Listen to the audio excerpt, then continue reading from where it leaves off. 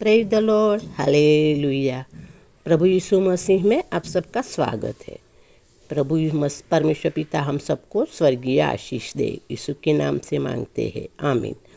परमेश्वर के लोगों, आज हम रूत की किताब, पवित्र शास्त्र बाइबल में से रूत की किताब से हम बात करेंगे। परमेश्वर के लोगों, यहूदा के बैतलहम में अकाल पड़ा तो वहाँ का रहने वाला अबीमेलेक अपनी पत्नी नाओमी और उसके दो बेटे महलान और किलियन उनको लेकर वो मोआब देश में चला गया। मोआब देश में इसीलिए गया क्योंकि वहाँ अकाल नहीं पड़ा था। दूसरे देश में गया, अकाल नहीं पड़ा था, लेकिन यहूदा के देश में बैतलहम में अकाल पड़ा था। बैतलहम में अकाल पड़ा था क्योंकि परमेश्वर पिता वहाँ के लोग अपने मन मर्जी से जी रहे थे, अपने मन मर्जी से कुछ भी कर रहे थे। और जब परमेश्वर पिता अपने बच्चों से प्रेम करते हैं तो दंडित उनको करते हैं, जबकि मोआबी लोग ऐसे नहीं थे। मोआबी लोग अपने मन मर्जी से रह रहे थे, कुछ भी कर रहे थे, लेकिन परमेश्वर ने उनको दंडित नहीं किया था। क्यों? क्योंकि परमेश्वर का पता है कि वो लोग नरक में जाएंगे। हाँ, अपनी मर्जी से रहने वाले, कुछ भी करने वाले, उनको प्रभु ने पसंद नहीं किया था, तो मोआबी लोग नरक में जाएंगे। और यहूदा मतलब बैतलहम के लोग, जो प्रभु के लोग थे, वो नरक में ना जाए, इसीलिए उनको दंडित करके प्रभु के मार्ग में चलाने के लिए प्रभु ने अकाल किया था। अकाल दिया यहूदा के देश में, बैतलहम में। तो वो अबीमेलेक अपने परिवार के साथ, नाओमी और अपने दो बेटों के साथ मोआब देश में चला गया। अबीमेलेक का नाम क्या है कि नाम का अर्थ क्या है? परमेश्वर मेरा राजा। हाँ, अबीमेलेक के नाम का अर्थ है परमेश्वर मेरा राजा। अभी मैं इन चारों की, ये लोग चार चले गए मोआब देश में। वहाँ नाओमी का पति मर गया, अबीमेलेक मर गया। उनके दो बेटों ने वहाँ पर दो मोआबी महिलाओं से शादी की। एक का नाम था रूत और दूसरी का नाम था ओरपा। वो वहाँ रहने लगे, लेकिन जीवन उनका फल रहित था, प्रभु परमेश्वर के बिना का जीवन का था। हाँ, अबीमेलेक के नाम में अर्थ है प्रभु मेरा राजा, नाम में अर्थ है प्रभु मेरा राजा, लेकिन जीवन में नहीं था नाम, प्रभु का नाम नहीं था। जीवन में, नाम में आत्मिकता थी, लेकिन प्रभु उनके जीवन में, अबीमेलेक में जीवन में आत्मिकता नहीं थी। जब यहूदा के देश में बैतलहम में अकाल पड़ा तो वो प्रभु परमेश्वर पिता के पास आने के बजाय वो मोआब देश से चला गया, मोआब देश में चला गया। प्रभु परमेश्वर पिता को प्रार्थना करने के बजाय, प्रभु परमेश्वर पिता को आज्ञा मानकर उनके पवित्र चरणों में आने के बजाय वो भागा और मोआब देश में चला गया। वहाँ रहते रहते वो नाओमी के और अबीमेलेक के दो बेटे भी मर गए। परमेश्वर के लोगों, एक ही कुटुंब में 3 जन का मरना कितनी बड़ी घटना है ना?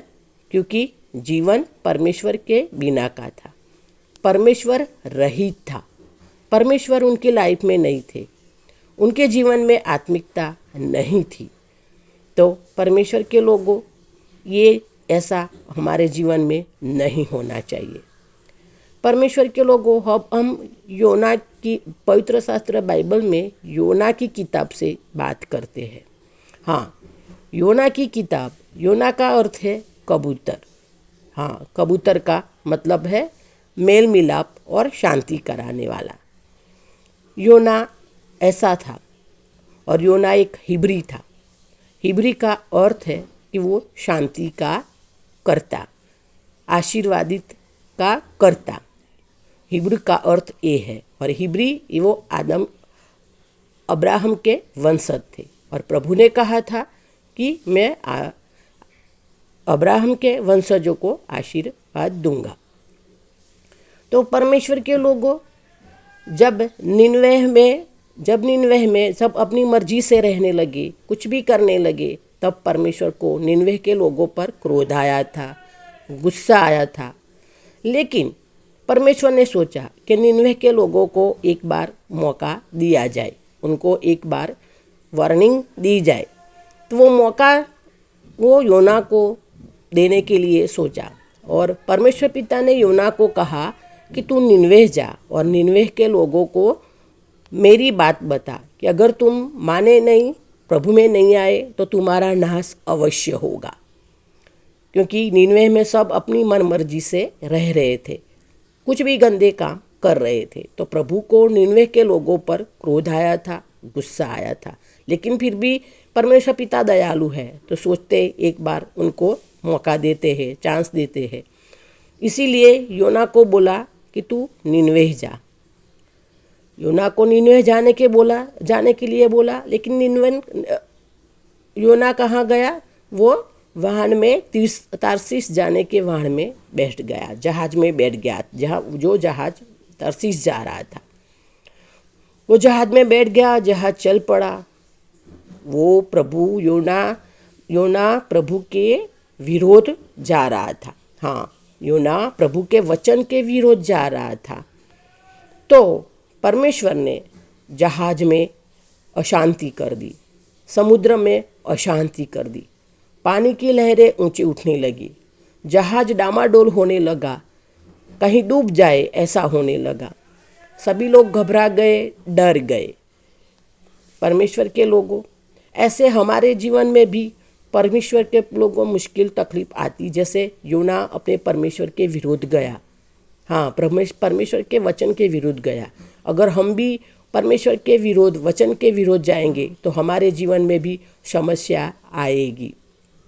हमारे जीवन में भी समस्या आएगी। मनुष्य होते हुए, चाहे कोई मनुष्य कैसा भी हो, कोई भाषा किसकी कैसी हो, रंग कैसा हो, जाति कोई भी हो, लेकिन मनुष्य है तो मनुष्य के जीवन में सब कष्ट आना, समस्या आना ये आम बात है। लेकिन हमें प्रभु में, हाँ, परमेश्वर की आज्ञा मानना है और प्रभु के विरोध नहीं जाना है, प्रभु का वचन मानना है। हाँ, कई बार घर में पति भी ऐसे होते हैं कि न बच्चों की फीस भरते हैं, न घर में राशन लाते हैं और पी के सारा वगैरह पी के आराम से रहते हैं, घर में सो जाते हैं। न बच्चों की चिंता है, न पत्नी की चिंता है। पत्नी इधर उधर जाके दूसरों का घर के काम करके वो बच्चों को लाके खाना खिलाती है। तो ये पति को सोचना चाहिए कि इन पर भरोसा करने वाले लोग कितने दुखी है। उनकी पत्नी, उतने बच्चे पढ़ नहीं पा रहे, उनको भरपेट भोजन नहीं मिल पा रहा। तो वो पति को सोचना चाहिए, ऐसे नहीं कि दारू पी के अपनी मर्जी से खा पी के हमको सो जाना है, ऐशा आराम करना है। क्योंकि उन पर भरोसा किए बच्चे और पत्नी कष्ट झेल रहे हैं। हाँ, कई परिवारों में पत्नी भी ऐसी है कि पति नौकरी करके आता है, कितना दुख झेल के नौकरी करता है, कितना दबाव में रह के नौकरी करता है, यात्रा में कहीं उसको संकट झेलने पड़ते हैं, मुश्किल झेलनी पड़ती है। हाँ, नौकरी में भी, जॉब में भी अधिकारियों का कुछ बातें सहन करनी पड़ती है, दबाव रहता है। लेकिन फिर भी वो पति जॉब करता है, नौकरी करता है, कभी देरी से सैलरी मिलती है तो वो पैसा लेके आता, सैलरी लेके आता है, घर में पूरा राशन पानी भरता है, बच्चों की फीस भरता है, बच्चों को पढ़ाने के लिए मेहनत करता है, अपने घर को सुखी शांति बनाए रखने के लिए मेहनत करता है। तब वहाँ पत्नी भी कभी कभी न पेट भर खाना अपने हस्बैंड को देती है, न बच्चों को देती है। पत्नी भी अपनी मर्जी से रह रही होती है। हाँ, कई जगह माँ बाप भी ऐसे होते हैं। तो परमेश्वर के लोगों, अगर आप प्रभु के वचन के विरुद्ध है, प्रभु की आज्ञा के विरुद्ध है, तो आपके घर के बच्चे कष्ट झेलेंगे, आपके बच्चे दुख झेलेंगे, आपका परिवार दुख झेलेगा। तो परमेश्वर के लोगों, हम घर के मुखिया को प्रभु की आज्ञा का पालन करना चाहिए, प्रभु में बने रहना चाहिए, ताकि हमारे आसपास के लोग, हमारे परिवार के लोग सुख शांति से रहे, आराम से रहे, आशीर्वादित जीवन जिए और हमें हमारे परिवार का आशीर्वाददायक बनना है। हमें हमारे परिवार के लिए, हमारे आसपास रहते उनके लिए हमें आशीर्वाद का कारण बनना है। कैसे? प्रभु की आज्ञा मान के, प्रभु में बने रह के और प्रभु की विरोध ना जाकर। हाँ, परमेश्वर के लोगों, योना ऐसे गया जहाज में, तो वो जहाज में और समुद्र में उसने अशांति कर दी। हाँ, अशांति कर दी। जहाज के लोग सोच रहे थे कि इतनी बड़ी मुश्किल कभी नहीं आई, इतनी बड़ी तकलीफ कभी नहीं आई, हम सालों से जा रहे हैं। लेकिन ये किसके कारण थी? योना के कारण थी। हाँ, योना का नाम का अर्थ है कबूतर, शांति मेल मिलाप वाला। लेकिन जहाज में सबको अशांत कर दिया था, समुद्र को भी अशांत कर दिया था। वो योना शांति, उसका हिब्रू का अर्थ है कि वो आशीष करता, लेकिन वहाँ आशीष नहीं थी। हाँ, वहाँ वो चिट्ठी डाली तो पता चला कि ये योना के कारण है। और वो लोग कुछ पहले जानते नहीं थे, तो घर का सामान कुछ मतलब जहाज का सामान समुद्र में फेंक रहे थे। तो परमेश्वर के लोगों, कुछ लोग हमारे बीच में ऐसे हैं कि कुछ काम नहीं करते और कुछ जाने बिना बताए अपने घर का सामान ख़त्म कर देते हैं, पूरा कर देते हैं, बाहर फेंक देते हैं, दे देते हैं। तो परमेश्वर के लोगों, अभी हमें सोचना है कि हमें क्या करना है। हाँ, आपने देखा अबीमेलेक का जीवन भी परमेश्वर रहित था तो हालत क्या हुई। हाँ, पर योना भी अपने परमेश्वर के विरोध गया, अपने परमेश्वर के वचन को नहीं माना, तो वहाँ अशांति फैला दी। तो परमेश्वर के लोगों, हमारे परिवार में हमें आशीष का कारण बनना है। हमारे परिवार के लोगों के लिए हमें आशीषदायक बनना है। हमारे परिवार के लोगों के लिए, बच्चों के लिए हमें सुख शांति का प्रयास करना है। और वो हमें परमेश्वर पिता का वचन मानकर, परमेश्वर पिता में बने रहकर हम ये कर सकते हैं। परमेश्वर के लोगों, आओ हमें आज से प्रार्थना करें और प्रयास करें कि हम हमेशा प्रभु में बने रहें और प्रभु की वचन के विरोध हम कभी न जाए, और परमेश्वर के लिए हम सदा उनके आज्ञाकारी बने रहे। मैं एक उदाहरण और दूंगी। एक गवर्नमेंट ऑफिसर था। हाँ, परमेश्वर के लोगों, एक गवर्नमेंट ऑफिसर था। उसके ऑफिस में उनके लिए बहुत सारे नौकर थे उनके। हाँ, बेल बजाते उनके लिए कितने लोग हाजिर घर में हो जाते, मतलब घर उसके साथ आ जाते थे। चाय चाहिए, कॉफ़ी चाहिए, स्नैक्स चाहिए, ऐसे करने के लिए कितने लोग आ जाते थे। वो अच्छी तरह जॉब कर रहा था, लेकिन उसके घर जाता था तो उसको फ़ोन करके जाना पड़ता था। क्यों? कि उसकी पत्नी ने उसके लिए खाना बनाया है या नहीं। अगर ऐसे फ़ोन नहीं करेगा तो वो भूखा ही रहेगा। वो घर जाता था, अपना स्नान वान करके खाना टेबल पर देखता था तो खाना नहीं होता था। खाने पर जो टेबल पर जो बर्तन रखे वो खाना, उसमें खाना नहीं होता था। बीवी से पूछने से बोलती थी बाहर से खाकर आना चाहिए ना, होटल में खाकर आना चाहिए ना। हमेशा बीवी टीवी देखती रहती थी, अपने में मशगूल रहती थी, जबकि वो गवर्नमेंट ऑफिसर अपने बच्चों की फीस घर भरता था, स्वयं का घर था, उसको पत्नी को भी एक बड़ी महंगी कार लेके दी थी, लेकिन पत्नी उसकी देखभाल नहीं करती थी। पत्नी उसको एक कप चाय का भी नहीं देती थी, भोजन के लिए भी नहीं पूछती थी। वो ऑफिसर को शुगर का बीमारी था, हाथ उसके कांपते रहते थे, लेकिन फिर भी उसकी पत्नी उसका देखभाल नहीं करती थी। तो परमेश्वर के लोग हो, ऐसे हमें नहीं करना है। हाँ, हमें ऐसे नहीं करना है। हमें किसी के लिए दुख का कारण नहीं बनना है। हमारे लिए, हमारी वजह से कोई दुख झेले, ऐसे हमें नहीं बनना है। हमें हमेशा प्रभु में बने रहकर, प्रभु का वचन मानकर, प्रभु को प्रार्थना कर कर हमें हमारे परिवार के लिए, हमारे बच्चों के लिए, हमारे आसपास रहने वाले सभी लोगों के लिए हमें आशीर्वादित बनना है।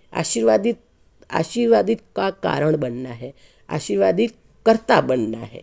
हाँ, ये हम वचन हम सबको समझने के लिए प्रभु हमारी सहाय और मदद करे।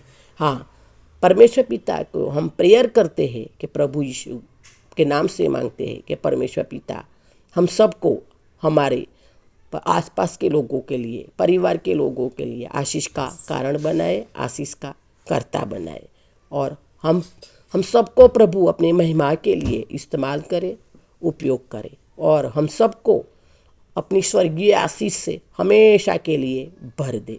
प्रभु यीशु के नाम से मांगते हैं, आमीन। धन्यवाद। परमेश्वर के लोगों, अगर वीडियो अच्छा लगा है तो शेयर ज़रूर करना, सबको बताना।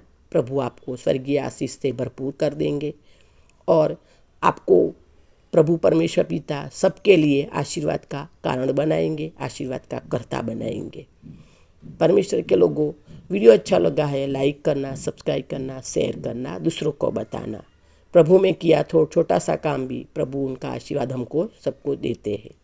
प्रभु यीशु के नाम से मांगते हैं, आमीन। धन्यवाद। प्रभु यीशु ने हमको स्वर्गीय आशीष दे दी है और हमने स्वर्गीय आशीष ग्रहण की है, स्वीकार की है। प्रभु यीशु के नाम से मांगते हैं, आमीन। धन्यवाद। प्रभु यीशु की दासी वासंती, आमीन।